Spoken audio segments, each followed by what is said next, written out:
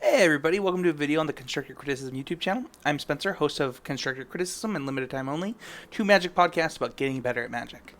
Been a long time. I haven't been doing like video blogs for the last couple weeks. Been really busy with other stuff, but I wanted to come back and do a couple, and I have a list of things that I'd like to do, and I want to start kind of some of the things that I want to talk about. This week, I want to start talking about some steps that you can take to improve as a Magic player. Um, I'm going to do about 10 to 15 of these. They're going to be pretty short, but just kind of an overview as to steps that I know I've personally taken that have made me a better Magic player. There are people out there that have great resources. Reed Duke did the level 1. Mike Flores also did the level 1 stuff on the Wizards website. Paulo Victor Rosa writes amazing articles on Channel Fireball. There are people that you can go to help you improve at Magic, but I'd like to contribute what I can to the Magic community because it's helped me so much. So this week, I want to talk about one of what I find it to be a very important step in improving at Magic. This is part one, and that's making the decision to do it. So you're probably all watching this video because you want to improve at Magic, you like Magic, or you enjoy Magic content. But that doesn't mean that you've made the decision to actually get better. What I mean by that is I can say and want that I want to lose 40 pounds. You guys can all see this, like, got some chub on my neck that I'd like to get rid of, but I haven't made the decision to do it, right? Making the decision, once you've made a decision, action has to follow. Otherwise, it's just something that you want or something that you say. And for me, making the decision to get better at Magic was a pretty big step. Um, it was not gradual. It was, like, I'm doing really well at these little FNMs and, things like that. And to the point where it's like, I'd really like to be considered one of the best players in my area, and I'd like to show it. And I remember deciding that I was going to win states one year. And that was a huge stepping stone for me. And that was a thing that gave me the fire and want to do something great in Magic. And it doesn't have to be something like that for you. It could be that you want to win your FNM. It could be that anything really. For those who listen to the podcast Constructor Criticism, we used to have a host on there who just left named Manny Merez. And one day, Manny is coming into Oasis Games where I worked at the time. And he comes up and he says, "Hey, I'm losing a lot in Magic. Will you take a look at my deck and help me so I can win more?"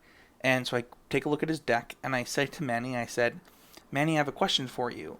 Is your question to me, do you want to win with this deck, or do you want to win at Magic?"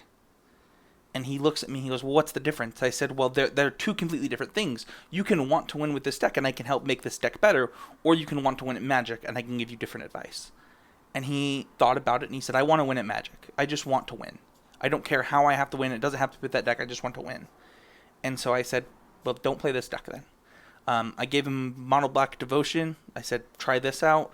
It changed his outlook on Magic and what he was trying to do looking forward. That can't be that doesn't mean that you can't want to win with your deck. That can be something that you want to do. But the decision that he made is his goal in mind is that he wanted to win more matches of Magic than he was before. And so, that's something that he decided that maybe playing a net deck was a better step for him in getting to that point where he can win more matches of Magic.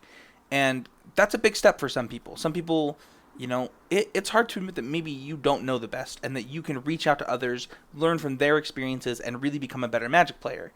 And the other thing that you have to do to take this step is really internalize.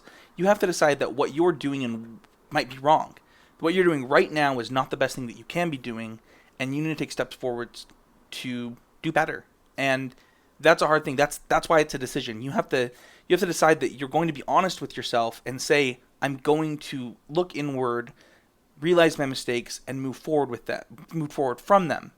And that's a hard thing to do. It's hard to, especially in a game like Magic where there's so much variance involved, and you can just say, "Oh, well, I got unlucky," or "My opponent net decked," or "My opponent got lucky," or, all kinds of things can factor in where you might be taking away from that decision that you've made to improve as a player, because everything that happens in Magic is an opportunity to improve.